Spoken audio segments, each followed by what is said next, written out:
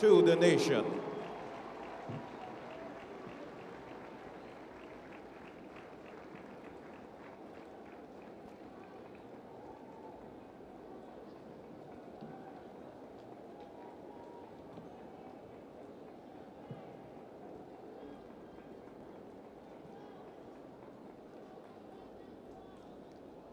Happy Independence, Barbados. Happy Independence, Barbados. Happy Independence, Barbados.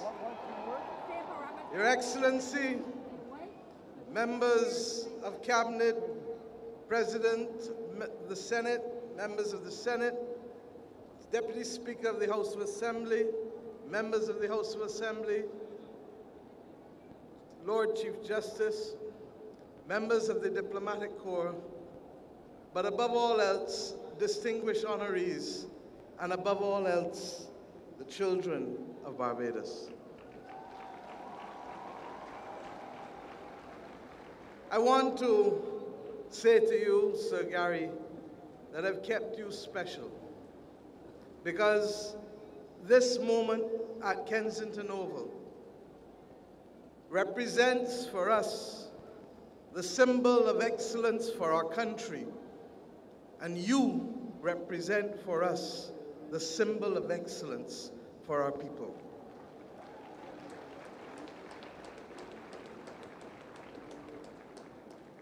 As a sole living national hero of Barbados, I have asked that we come here today, particularly the children of this nation, so that we never forget what excellence looks like, what excellence feels like, because excellence must be our mantra in all that we do. It is historic as well, because we do so, I dare say, with a centenarian being awarded the Dame of St. Andrew, a person who, by her example, has shown us all that we are capable of being the best that we can be, and that she has done it for 100 years, says to each and every one of us, ma'am, from your excellency down, that it is possible for each of us to emulate the Dame of St. Andrew conferred this morning on Dame Avestine Carrington. It is historic because the last time persons received a knighthood in public, Sir Gary, was yourself in 1975 at the Garrison Savannah. And therefore this morning rings with symbolism. And I ask that we take it in, because it is the symbolism that inspires us. The showers of blessing that met us on our arrival at Kensington Oval, and the sky opening up to allow the sun and the brightness of a brighter day and a brighter tomorrow to always be there with us, but never forgetting that not every day is sunny, not every day is what we want. Our nation has learned that, and we have learned that through decades of tribulation and resilience in fighting that tribulation. The March for a Modern Barbados started in the post-1930s, particularly after our unfortunate event that saw our people have to uprise in order to be able to secure their rights. We are conscious today, therefore, that as we celebrate independence, we do so not simply in recognition of the 30th of November 1966, but in recognition of decades of struggle by those who had faith in our country and who believed that the best could always be possible. Our leaders before, one after one after one, felt that we could aspire. And they represented the values that we want still to represent today, that Barbados shall forever be friends of all and satellites of none, that Barbados will join the clubs when we can afford to pay the dues, that we stand proud. And when Kofi Annan of blessed memory, said that we punched above our weight, he said it cognizant that that too was the representation that our leaders wanted of us, and we were able to do so. Well, we have come to Kensington Oval today on the 30th of November 2018 to say to the world and to say to Barbadians that we too shall punch above our weight again in this country.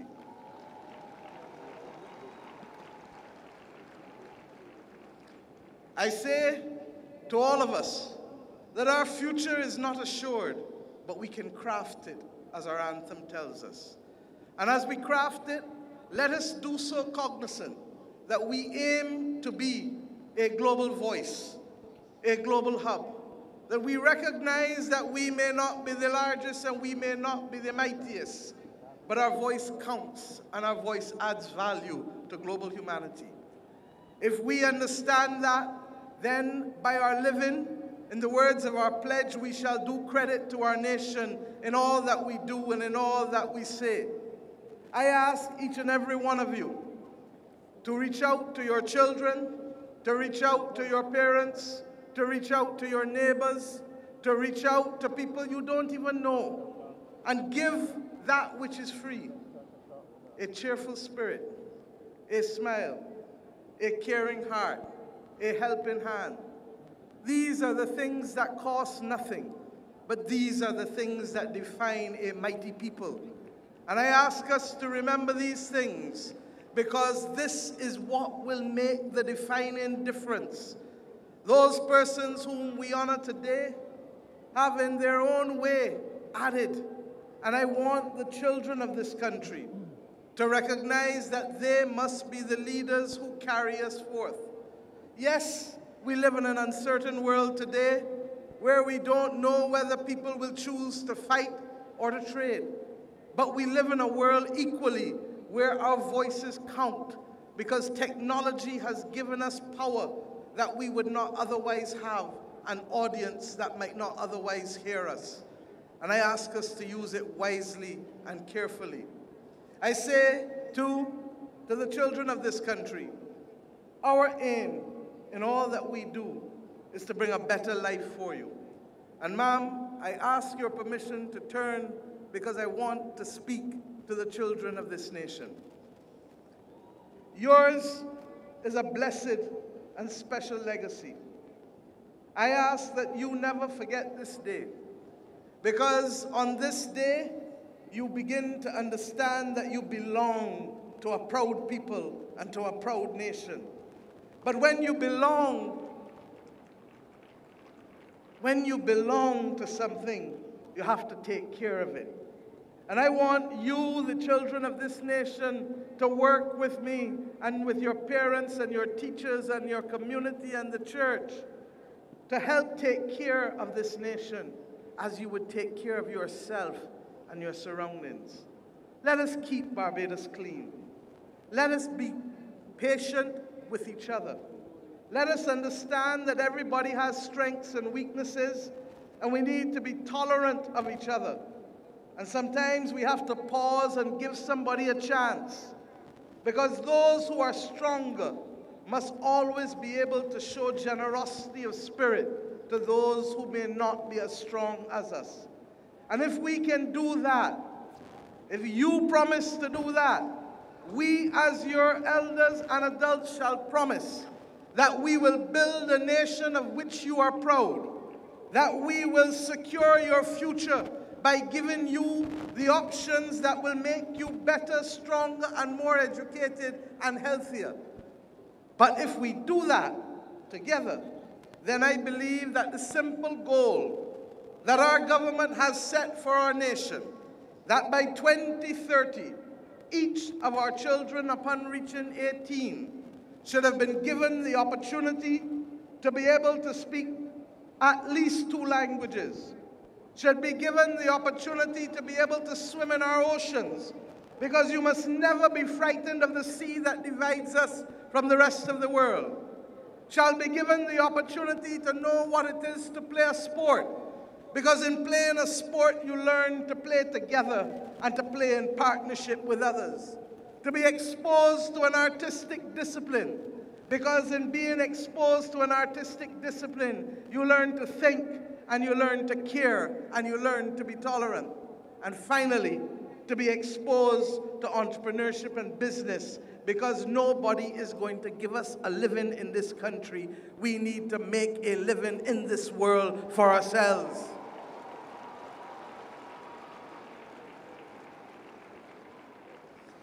If you make this pact here today with me and all of your parents and elders and teachers, I promise you, and I don't make promises normally as a politician, but I promise you, your future, our future, will be bright.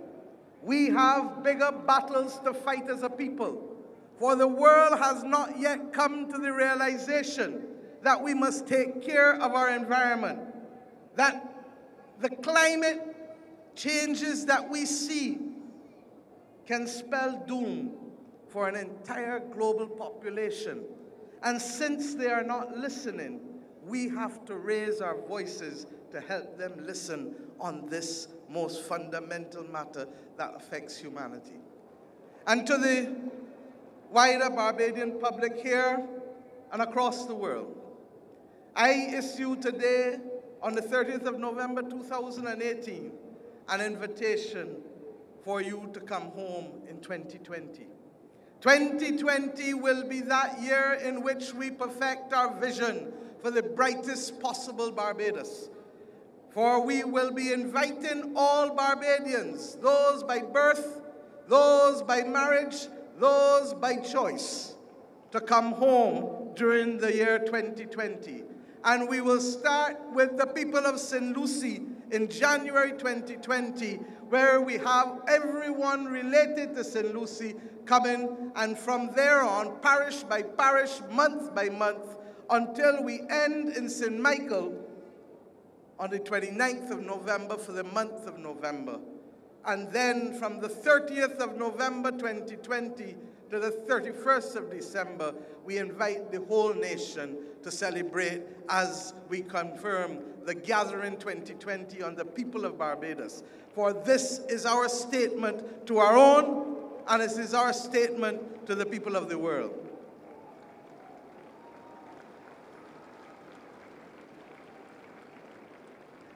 I want you to each play your role, to invite all that belongs to you, all who belong to you, to come home for this special year in 2020. And we will give them the homecoming of their lifetime. Ladies and gentlemen, it is my pleasure to address you today. It is my honor to be able to say to a grateful people and a grateful nation that on behalf of you, I say to the rest of the world, Barbados is back. Barbados is here to punch again above its weight.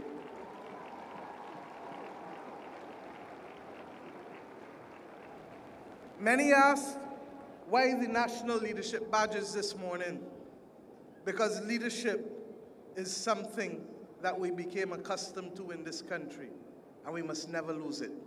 At whatever stage you are in this country, in whatever community, in whatever church, in whatever discipline, Barbadians are born to lead, and lead we shall lead.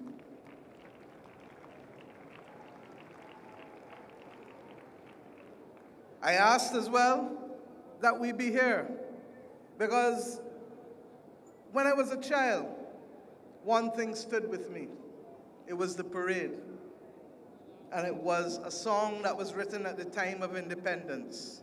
And all of you know that I can't sing. Perhaps if I could sing, I would not be standing here. I might have found another career. But since I can't sing, and I can talk, I can ask you to sing for me. And it was that song that wherever I was as a student, in the few years that I didn't have the ability to be home for Independence Day, there was a tune that rang in my head from the time the 30th of November came. And that tune was God Bless Bim on Independence Day.